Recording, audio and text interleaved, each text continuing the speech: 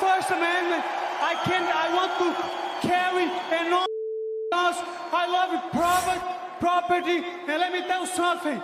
If you care about your country, read Ludwig von Mises and the 6 lessons of the Austrian Economic School, motherfuckers.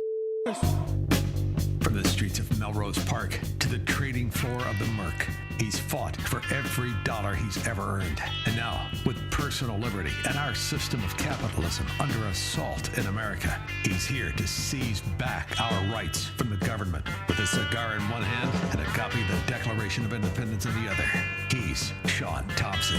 And this is the Shaun Thompson Show. Some folks are born made to wave the flag. Ooh, they're red, white, and Now, before I tell you the title of my next guest's book, I want to bask in the fact that we are talking to an attorney who understands the Enlightenment, the principle of Americanism, and that law is intended to be the shield of the individual versus the spear of the collective. I just want to let that breathe in because this is a Chicago show. You rarely. I'm very well. Nice to meet you, Shaun. Thanks for having me. Well, it's nice to meet you, and it's essential that we have you because there's so much. It's really astonishing, and this is the beauty of being old. I remember the country when it had character, when it had dignity, when it wouldn't tolerate lies and fraud and stealing to the level we have. When you look at the money that has been stolen from the American people, I say 30 trillion in the last 18 years, but that's just because I can do math. But it's all in the name of all of these things you're attacking, and all of the righteousness you're standing up for is to push back against it, isn't it? Well, it is, because if we want a future for our children and grandchildren, we have to stand for it. And some people think they're going to hide in the woods, but they will come for you. And if you don't have food, you'll do whatever they tell you to do. Well, it's what I've watched, right? The worse things get, the more people become wards of the state and on the wheel of welfare, the more susceptible to trust and lies and victimization they are. And that's what I've watched. But I have to say, it's twice as bad as it was before Joe Biden, as I say, stole the election in 2020. Some say elected, but I don't know. But one thing's for certain, COVID changed the course of everything. It's amazing and disgusting how many American citizens are susceptible to be slaves. That's what I find unbelievable. Well, I guess that I qualify like you as old, if we're going to call ourselves that. Though I kind of, I'd like to self-identify as a 20-year-old. But the work ethic is in decline, and what programs that are intended to give people a leg up end up being used to create a permanent dependency, and that really does enslave them. I know I'm not supposed to use that term that way, but it is a form of indentured servitude, and we see it now with people who are upset that their SNAP benefits might be restricted so that they can't buy things that are patently unhealthy for them, howling and screaming that their food is a universal right.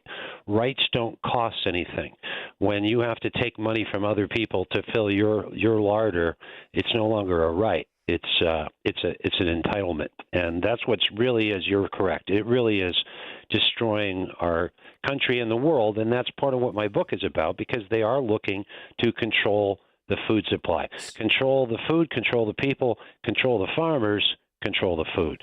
Well, one of the most amazing realities that was happening over the last really 20 years is the amount of agricultural land that had been bought by the Chinese Communist Party, that had been bought by Silicon Valley control oligarchs and frauds like Bill Gates, who I believe still is the largest agricultural landowner in America.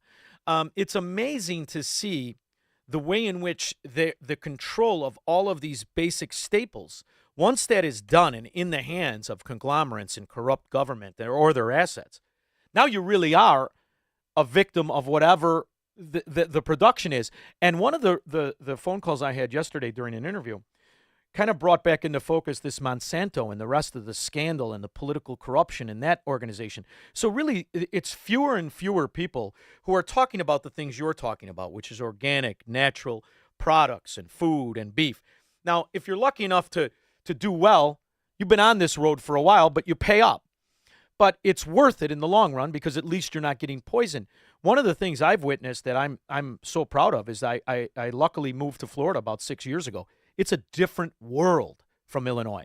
They promote it. The government promotes it. There's an effort to make it more affordable, not through subsidies or welfare, but through the fact they allow competition to open and flourish. So there are states doing this the correct way, aren't there? Well, there are, and there are places. I mean, this is really a global effort to control us. And it's, by the way, it's an illusion to think that if you get free universal income or get to sit on your couch all day long with your clicker, that you're somehow better off. It deprives you of that which gives you purpose and really your human personality. But yes, there are huge differences between the states, and they're becoming more and more obvious. Witness California, Minneapolis, and New York. Oh, and Vermont, where I'm calling you from. How are you doing it, John? I thought I have a hard time when I come back and visit Illinois. How do you do it? It's insane to live among the communists. I'm trapped behind enemy lines, and I'm out to sabotage them with truth and math. I love it. I love it. And I love what you're doing because it's a beautiful place, but it's amazing to see the representation of this once great state, as it is to a certain extent to any of these Democrat areas. And in there lies the silver lining, as I see it. And what I mean by that is, at least it's a stark difference. For decades, when I was a much younger person, they were able to have that plausible deniability. We're not a cabal of corruption. We're not communists or socialists or Marxists. I think they're out of the closet now. There's no denying it. So now at least the people have a choice. And from your deep controlled area, you still feel it can be turned around. Well, I don't know. I feel that if they took away my guns and everything else and all I had was a sharpened pencil to fight them with, I'd still try to turn it around.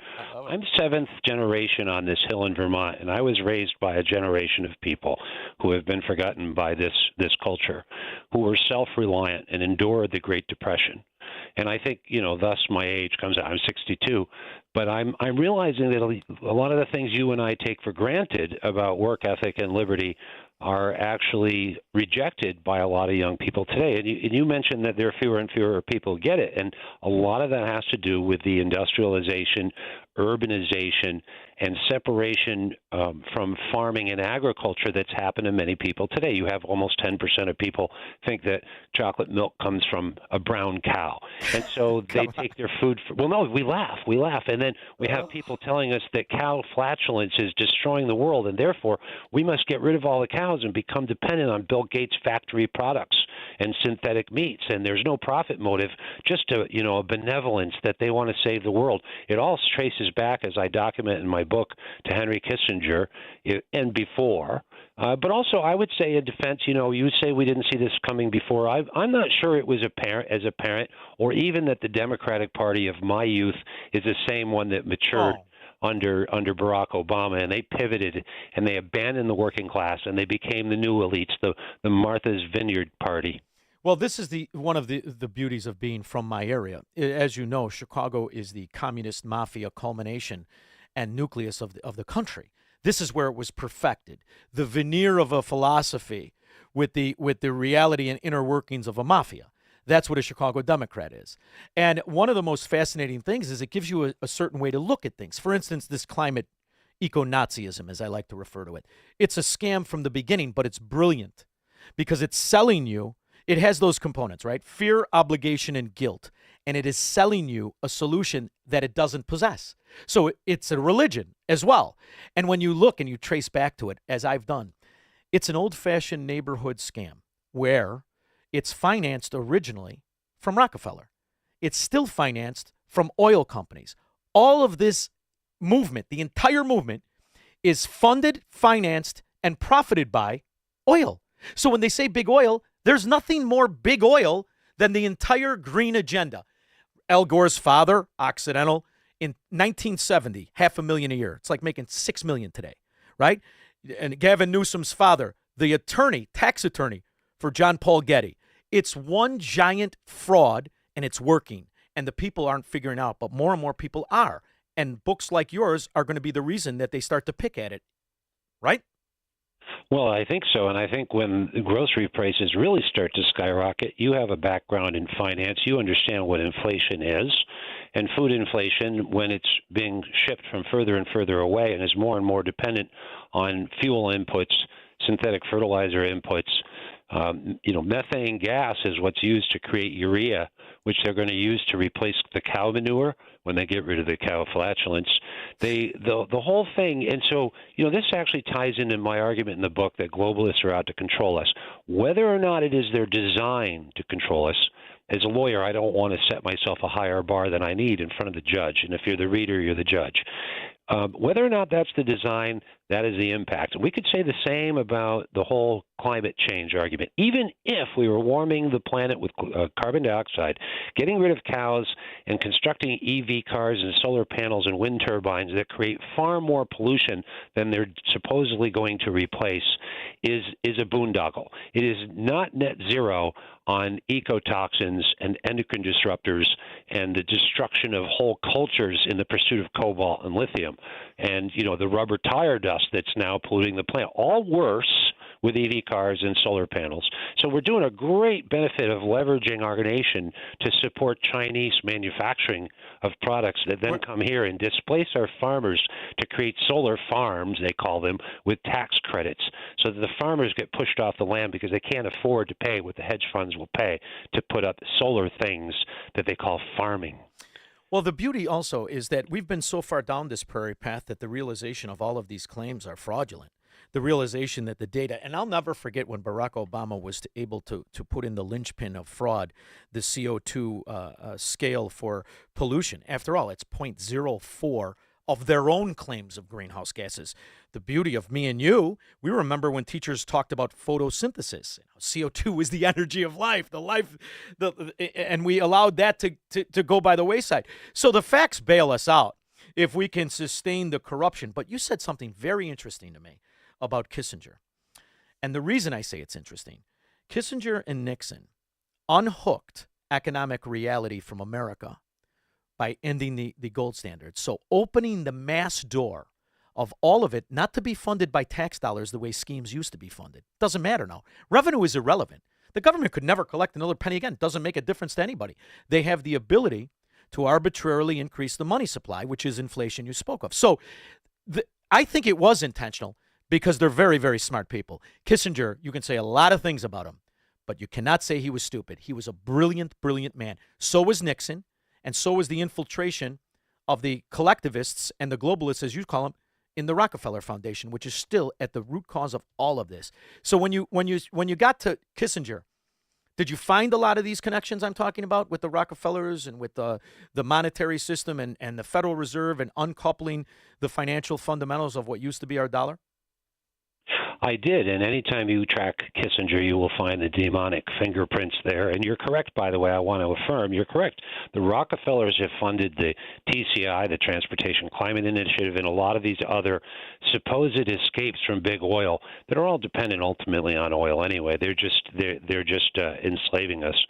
And by the way, yes, QE is debt monetization. You're correct. They don't need to use revenues anymore when they can just print more money, and that's what they've done. And the Biden administration ran those printing presses over time, and I think on purpose, because you subjugate the population when you create inflation. We haven't hit hyperinflation yet, but just with regular inflation, because it always trickles down to the wage earner last.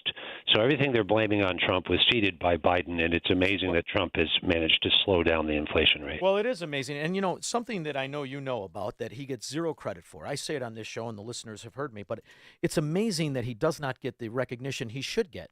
He is the only president since the Constitution, since the politicians changed it. It used to be the loser of the presidential election was the vice president. But Donald Trump is the only president I ever even read about that took two former presidential candidates and put them in his cabinet. You could argue the most important appointments. And that's the relationship between Tulsi. Hopefully she can rip down the CIA. But moreover, it also has to do with JFK, who has been ridiculed from Democrats when what he's really speaking is what Democrats used to say when you and I were young. And in fact, that's what Trump is speaking as well. And in there lies the pivot. But do you not see some sort of an amazing manipulation of propaganda to not recognize the appointment of two former Democrat presidential candidates? Well, it is. This isn't the Democratic Party or the economy or certainly the media that we grew up with. There's no Walter Cronkite out there now, certainly not in the mainstream media. And it's become quite alarming. It's Huxleyan. Yes. And you're correct. Actually, I write about that in my next book, which is also on Amazon, called Welcome to the Revolution. And I actually quote Charlie Kirk in that because Charlie Kirk was challenged at one of his appearances about, how horribly toxic and divisive Trump was. And he said to the guy that asked him, he said, well, really, who else brought other people in from the opposite party? Do you think people should do that? And the guy's like, yeah. And he said, oh, well, didn't Tulsi Gabbard and RFK Jr. come over and didn't? And the guy was like, well, yeah, I guess I got to give you that one. But no, they don't give Trump credit for anything. They say he, called Nazis fine people, and they took that out of context. And guess what?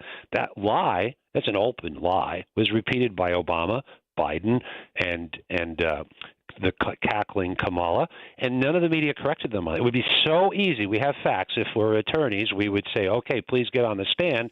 Here's the proof. And what they've done is it's turned into a propaganda machine. So I used to, growing up, one of the most impressive guys I ever met when I was a kid was an attorney from my neighborhood, which was not a rich neighborhood. I used to revere attorneys. I really did, especially as a young man. And I would understand what officer of the court meant. And I walked around with a certain delusion myself and a certain arrogance that that's because you watched Perry Mason. I did, yes, I did. But Go ahead, Perry. I also used to walk around with that arrogance of, well, our country will never fall, rather than recognizing the potential of the Fabians versus the communists and Marxists and mafia, and not realizing that attorneys are human beings, and maybe they don't believe in law as the spear of liberty of the individual, but they want it to be the spear of the collective. So I used to think, how could an attorney who learns how to love the individual because of his profession become an arbiter and a foot soldier for the state? And I'm still, I know it happened because I live it. Are you just amazed at how many? Is it a lack of intellectual understanding of what your occupation is as a lawyer? And I say this in Chicago when I tell you 90% of lawyers are Democrats. How could a lawyer be I don't understand how a lawyer could be anybody aside from an officer of the court who defends the liberty of the individual. I'm really perplexed. Yet here we are, who's perpetrating this abuse on us, all lawyers. Well, I'll give you my opinion, though we could spend 20 minutes on this one. It's not a deterioration of intellect. It's a deterioration of moral values and character. And, the law schools also have been pervaded by the Marxist indoctrination and critical race theory being taught as if it was somehow a proven scientific certainty. In my alma mater, University of Connecticut School of Law, of which I'm now embarrassed, was a really great school 30 years ago, maybe 20 years ago. And in Vermont, it was just in the news yesterday, we had about 14 people who were arrested for trespassing in an ICE facility. They refused to leave the premises. They were physically taken away because they would not leave the premises. They were trespassing. It was actually a private site. And Sarah George, who is a state's attorney, a liberal state's attorney from one of these indoctrination facilities that used to be law schools, dropped charges against all of them. And that's a moral hazard in that sense. And again, you'll see the double standard in the way the law is applied. And that's come a long way from when I practiced law as a criminal defense attorney. That would never have happened. You have to have consequences. And so for me, actually, law school, for me, maybe I'm a little different, but I'm a blue-collar guy. I used to work foundations. I painted houses, and I never thought I was going to go to law school. So when I could, it was like another world. But, it's not just the lawyers, so I come back to character. How about doctors? How about doctors who don't inform patients of the risks of the medications they're getting paid to give them? How about pharmacists? How about school teachers who are more likely to sexually assault children than priests, if you look at the statistics? Who indoctrinate them and tell white children they should feel bad for being white and heterosexuals, that they're heteronormative and cis and all this. This is a putrid deterioration in our value system. And I'm sorry, but like you, I was naive. 20 years ago, people would tell me about the Agenda 2030, and I'm like, nah, it'll never happen in America. We'll never, Mullen Labe, we're never doing that. And here we are. We are. And so that's part of why I wrote this book, is to help people understand that this is very real. There is a globalist movement. In fact, you could look at this country right now between those who believe in nationalism or just national borders, the idea of a nation state, and the American patriotism that I certainly remember from the bicentennial. Here we come up again at 250 years. And a group of people who denigrate America, call us colonizers and a patriarchy, and embrace a global one world government, not realizing that they are clamoring for their own genocide or certainly subjugation to foreign powers. John Klar, it has been such a pleasure talking to you. I hope one day I get to meet you. The name of the book is The Coming Food Crisis. He is John Klar. Thank you so much for making time for me. I've enjoyed it. Thanks for having me. Let's do it again. Absolutely. Right. We'll be back with your calls and comments. What if everything you've been told about government, healthcare, poverty, energy, and even science is a carefully constructed lie? In Shaun Thompson's new book, What If It's All a Lie? Shaun Thompson dismantles the myths at the core of modern America. This